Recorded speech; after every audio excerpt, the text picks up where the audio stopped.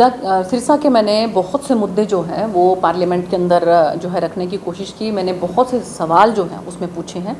20 तारीख को भी मेरा स्टार क्वेश्चन लगा हुआ था, 21 तारीख को भी मेरा स्टार क्वेश्चन लगा हुआ था, लेकिन विपक्ष जो है वो जिस तरह से चलने नहीं दे रहा है, तो मुझे बहुत तकलीफ़ है इस बात की कि मैं अपने इलाके के बहुत से मुद्दे जो हैं वहाँ पर जो सही तरीके से आप देखिए कि सवाल अगर आपका लगता है तो बड़ा वो एक बैलेट सिस्टम होता है, उसके तहत आपका सवाल उसमें लगता है। बड़ी मुश्किल से 545 के करीब हमारे सांसद हैं और वो जब अपने सभी सवाल जो हैं अपने डालते हैं तो लॉटरी सिस्टम से आपका नंबर आता है, तो बड़ी किस्मत से जो है नंबर आता है। और उसमें भी अगर आपको मौका ना मिले संसद के अंदर अपनी बात रखने का, अपने इलाके की बात रखने का, तो बहुत तकलीफ़ होती है। लेकिन फिर भी जो क्योंकि सवाल मैंने पूछे थे और ये स्टार क्वेश्चन थे, तो उनके रिप्लाई मेरे पास जो हैं वो मंत्रीगण के आए हैं और उसके तहत मैंने अपने इलाके में जैसे जो होम मिनिस्ट्री है उसमें मैंने पूछा है उनसे कि कितना पैसा डी एडिक्शन सेंटर और रिहैबिलिटेशन सेंटर के लिए जो है केंद्र से हमारे राज्य के अंदर आया है और ख़ासकर सिरसा के अंदर कितना आया है, इसके बारे में मैंने जानकारी हासिल करी है। इसके अलावा जो है बहुत से ऐसे सवालात हैं, अगर मैं आपको बताऊं एक एक करके मैंने पूरी डिटेल में आपको उसके बारे में दे सकती हूँ कि जो जो सवाल मैंने वहाँ पे पूछे हैं। मैंने घग्गर के बारे में खास ये सवाल किया है कि जिस तरह से जो जल शक्ति मंत्रालय है, वो जो बहुत सी नदियां ऐसी हैं जहाँ पर ये रहता है कि कभी ना कभी यहाँ पर बाढ़ आ सकती है, तो उसमें किस तरह से हम उसको जो है उसकी रोकथाम कर सकें पहले से ही, ताकि हमारी जनता को जो है वो नुकसान ना हो, उनको दिक्कत ना आए। तो इसके बारे में भी मैंने सवाल जो है वो पार्लियामेंट के अंदर लगाया है कि हमारी जो घग्गर नदी है इसको हम किस तरह से इसको पक्का कर सकते हैं या क्या इसमें ऐसा कर सकते हैं कि इससे जो है अगर कभी बाढ़ की स्थिति बने तो हमारी जनता को जो है वो नुकसान ना हो। ये सवाल भी मेरा उसके अंदर था, लेकिन दुर्भाग्यवश जो है वो क्योंकि पार्लियामेंट विपक्षी दल जो है वो चलाने नहीं दे रहा है, तो उस चक्कर में मेरा सवाल ये हो नहीं सका। इसके साथ साथ मैंने एनसीसी के बारे में कि नेशनल कैडेट कॉर्प्स जो हैं वो हमारे सिरसा लोकसभा के अंदर एक भी सेंटर नहीं है उसका। हमारे नज़दीक में हिसार लगता है, उसमें 4 सेंटर है।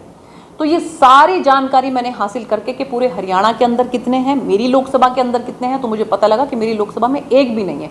तो मैंने डिमांड करी है कि 4 जो हैं वो एनसीसी के जो हैं सेंटर हमारे सिरसा के अंदर होने चाहिए और 2 मेरे फतेहाबाद जिले के अंदर होने चाहिए। हमारे दोनों जिलों के अंदर एक भी नहीं है। तो मैंने डिमांड करी है 6 की, तो देखते हैं उसमें से कितनी हमारी पूरी होती है। लेकिन ये ऐसी चीज़ें हैं जो मुझे लगता है कि मेरी लोकसभा में क्या चीज़ की कमी है, वही चीज़ को मुझे कोशिश रहती है कि मैं लोकसभा के अंदर उस बात को उठाऊं और मंत्री जो हैं उन लोगों से मैं बात करके और उसको पूरा करने की कोशिश करूं। इसके साथ साथ मैंने रेलवे के बहुत से सवाल जो है वो उठाए हैं, क्योंकि मैंने माननीय मंत्री जी से 20 तारीख को ही रेलवे मंत्री जी से मैंने मुलाकात की और उनसे मैंने अपने सभी जो मेरे इलाके की जितनी भी डिमांड्स थी वो मैंने सब की सब उनके सामने रख दी और एक एक करके मैंने अधिकारियों के साथ और उनके साथ बैठकर डिस्कस भी की और उन्होंने मुझे विश्वास दिलाया है कि मैक्सिमम कोशिश करेंगे कि इनमें से जो भी हो सकता है काम वो करने की पूरी कोशिश करेंगे। मैंने उनको ये कहा कि देखिए जी, पूरे हिंदुस्तान के अंदर आपने कहीं ना कहीं जो है वो नई रेल लाइन बिछाई है, लेकिन मेरी लोकसभा के अंदर एक भी नई रेल लाइन नहीं बिछी है। तो मुझे अभी जो भी फिजिबल हो सकता है, जो भी पॉसिबल हो सकता है, आप वहाँ पर नई रेलवे लाइन बिछाने की कोशिश करें, जिसमें मैंने एलनाबाद से सिरसा और उकलाना से नरवाना और आपका हिसार से अग्रोहा होते हुए फतेहाबाद, ये 3 नई रेलवे लाइंस की मैंने मांग करी है। वो फिजिबिलिटी कैसे होती है, सर्वे कब कब होगा, कैसे होगा, लेकिन ये कि अगर आप सवाल ही नहीं उठाएंगे तो वो पूरा कैसे होगा। जैसे मुझे बहुत हैरानी हुई कि आज तक पहले कभी किसी सांसद ने जो है ये कोशिश ही नहीं की कि हमारे यहाँ पे एनसीसी के सेंटर्स नहीं है। अब मैंने जब ये पूरी जानकारी हासिल की तो मुझे पता लगा कि ना फतेहाबाद में एक भी है और ना ही सिरसा में एक भी है। तो जब तक आप जो है इन चीज़ों के अंदर इंटरेस्ट नहीं लेंगे तब तक आपको ये पता नहीं लग सकता कि आपकी लोकसभा में क्या कमियां हैं और वो कैसे दूर की जा सकती हैं। तो मेरी पूरी कोशिश है कि मैं एक एक करके सारी कमियों को जो है वो पहले चेक करके और उसके बाद पार्लियामेंट के अंदर रखकर मंत्रियों से उसको पूरा करवाऊँ। राजनीति की बात की जाए तो इन दिनों जो यूपीए है या अब दूसरा जो नाम उसका हो गया है इंडिया, वो आजकल उसमें गठजोड़ की जो पॉलिटिक्स है वो चल रही है।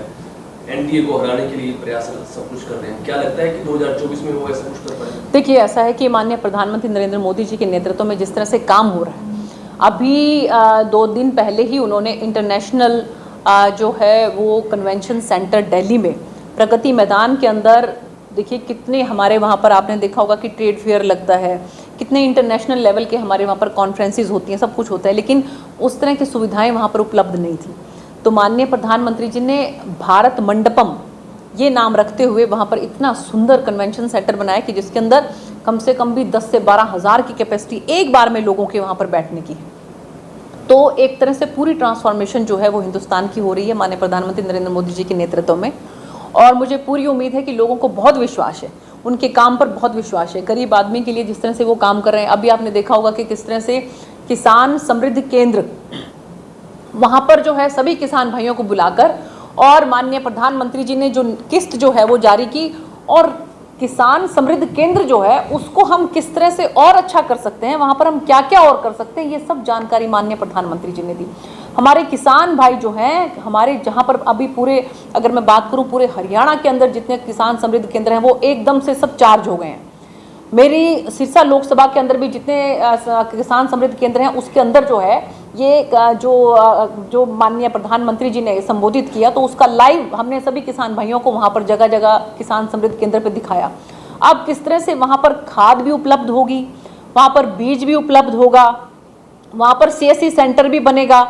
तो ये सब चीज़ें जो हैं जिस तरह से हमारी सरकार में हो रही हैं, ये इससे पहले आज तक कभी नहीं हुई। जैसा कि मैंने अपने बारे में भी बताया कि मेरी सिरसा लोकसभा में आज तक कभी किसी ने यही नहीं देखा कि यहाँ पर क्या क्या चीज़ों की कमी है, क्या क्या चीज़ें होने वाली हैं।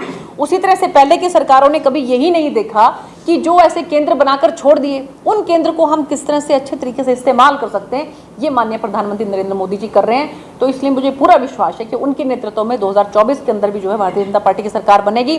ये अलग अलग नाम देकर विपक्ष के दल जो इकट्ठे आने की कोशिश कर रहे हैं, आप लोगों ने देखा होगा कि कांग्रेस ने जो है वो नो कॉन्फिडेंस मोशन लेकर आए हैं, तो उसमें उसके जितने भी घटक दल हैं वो उनसे इस बात पर नाराज चल रहे हैं। तो इनकी आपस के अंदर ही कोई तालमेल नहीं है और इनको जनता से कोई सरोकार नहीं है। इनका सिर्फ अपने आप से मतलब है कि ये किस तरह से सत्ता में आए और सत्ता में आकर ये सत्ता की मलाई खाएं, इसी के अलावा इनका कोई सरोकार नहीं है। मणिपुर कांड पर क्या कहेंगे? देखिए, बहुत दुखद घटना है, इसमें कहीं कोई दो राय नहीं है। लेकिन माननीय केंद्रीय गृह मंत्री जी ने पार्लियामेंट के अंदर 2 बार ये बात कही है कि मैं आपके एक एक सवाल का जवाब देने के लिए तैयार हूँ, आप चर्चा करवाइए। लेकिन वो संसद के अंदर चर्चा करवाने के लिए ही तैयार नहीं है। जब वो अकाउंटेबिलिटी जो है वो केंद्रीय गृह मंत्री जी की बनती है और वो खुद 2 बार कह चुके हैं कि मैं आपके एक एक सवाल का जवाब दूंगा, तो चर्चा क्यों नहीं हो रही है? क्योंकि जो कंसर्न मंत्री होता है, जो कंसर्न मंत्रालय होता है, वही भली भांति इसके बारे में बता सकता है कि वहाँ जो घटनाएं हो रही हैं उसके पीछे का कारण क्या है और उसको ठीक करने के लिए सरकार क्या कर रही है। ये सब के बारे में अगर कोई बता सकता है तो वो गृह मंत्रालय बता सकता है। तो जब हमारे आदरणीय अमित भाई शाह जी तैयार हैं, तो क्यों जो है विपक्ष संसद को चलने ही नहीं दे रहा है और क्यों उस पर चर्चा नहीं करवाने दे रहा है? ये बात हमारी समझ से परे है। आपके कार्यकाल को भी 4 साल हो गए, कितनी उपलब्धि आप सिरसा लोकसभा से मानते हैं? दूसरा, संसद में आपने कितनी बार अब तक आवाज उठाई? अगर आप इसमें सवाल उठाने की बात करें तो मुझे लगता है कि अगर आप डिटेल जाएंगे संसद के उसके ऊपर तो आपको पूरा पता लग जाएगा कि कितने मैंने सवाल उठाए हैं, कितने डिबेट्स के अंदर मैंने पार्टिसिपेट किया है, कितने 0 आवर के अंदर मैंने पार्टिसिपेट किया है, कितने 377 मैंने लगाए हैं, कितने बिल जो हैं उनके ऊपर मैंने चर्चा की है। तो ये सब डिटेल्स जो हैं आपको उसमें लग जाएंगी। बाकी मैं भी आपको एक एक करके पूरा डिटेल निकाल के उसमें, क्योंकि कोई भी ऐसा सेशन नहीं होता जिसके अंदर मैं सिरसा की आवाज़ को ना उठाती हूँ। कोई भी ऐसा सेशन नहीं होता जिसके अंदर किसी ना किसी बिल के ऊपर मैं चर्चा नहीं करती हूँ। 0 आवर में तो मुझे मौका मिल जाता है तो मैं तुरंत प्रभाव से अपने इलाके की जो भी ज्वलंत इशू होते हैं उसके ऊपर मैं बात उठाती हूँ। तो इसलिए मुझे लगता है कि अगर आप रिकॉर्ड निकाल के देखें तो आज तक जितने भी सांसद सिरसा लोकसभा से हुए हैं, आप उन सब के सवालों को इकट्ठा कर लें और सिर्फ मैंने जो सवाल किए हैं आप उनको इकट्ठा कर लें, तब भी मेरी संख्या उनसे ज़्यादा मिलेगी आपको। उन सबको एकत्रित कर लें, आप उन सबको एक तरफ कर लें और मुझे अकेले को आप एक तरफ कर लें, तब भी जितने सवाल मैंने पूछे हैं उनकी संख्या आपको उनसे ज़्यादा मिलेगी। आपके कार्यकाल में क्या कुछ उपलब्धियां रही?